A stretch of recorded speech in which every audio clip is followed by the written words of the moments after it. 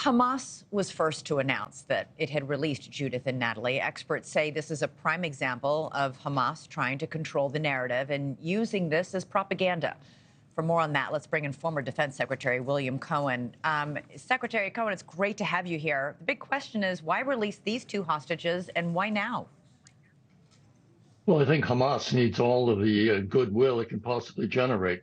They have very little to count on because they are known and are dedicated to terrorism and are terrorists. So they have very little goodwill to get out of all of this. But in this particular case, as you've just suggested, they're trying to shift the narrative. So we're focused on this great thing that just happened. Yeah. The rabbi you just had on was just wonderful in terms of what he is hoping can come out of all of this.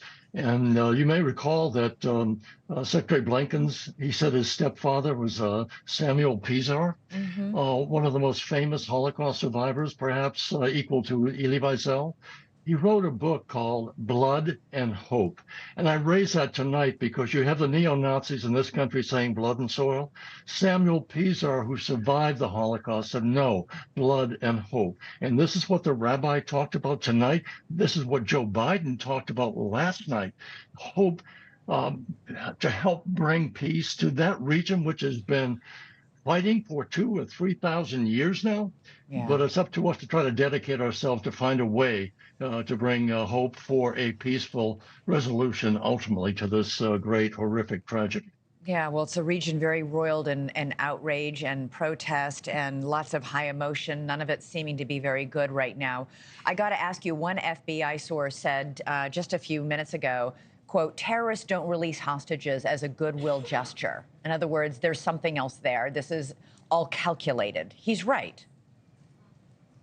Well, I think he's right. There's very little goodwill that they depend upon. What you have also in the Middle East, and we have to understand this, none of the countries in the Middle East other than Israel depend upon elections. So they just depend upon power, raw power. This is what Hamas depends upon, power and terror. So they don't have to generate goodwill, they have to generate fear. In this particular case, they're saying, here are a couple we're going to release, but we've got 200 more, and you better be concerned about their lives because we can bring real harm to them.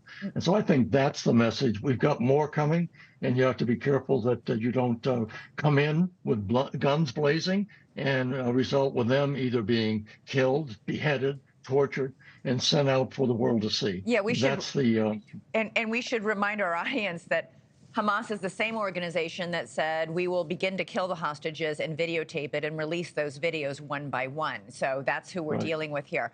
Do you think the aim here was to further delay this promised imminent impending ground invasion by Israel? Because we know that there has been pressure from the United States and from European allies to slow that roll, to delay that until we can finally try and negotiate through Qatar or others the release of these 200+ hostages.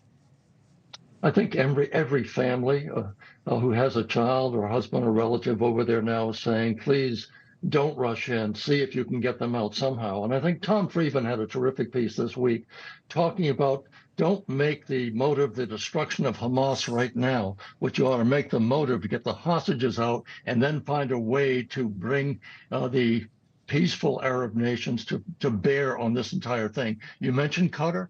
Qatar is very interesting, a very wealthy country. They have ties to Hamas as such. They also host one of our biggest bases in the Middle East. Yeah, I've been there. Hell yeah. You know, so it's a big air base that we have there, and so they have ties into both of us. I think they play a key role here, and they may be helpful in getting other hostages out. The question is, are the Israelis going to go in before they can either negotiate their way out of, get the other hostages out and just go in to seek retribution? And of course, the best revenge is not revenge. It's getting a positive result. And that's what Tom Friedman was talking about. I think a great piece we all ought to read over and over. Yeah, and that's what President Biden has been counseling to Netanyahu, both in front of cameras and behind the scenes, according to all reports. Thanks so much for watching. Go to joinnn.com to find NewsNation on your television provider. And don't forget to click the red subscribe button below to get more of NewsNation's fact-driven, unbiased coverage.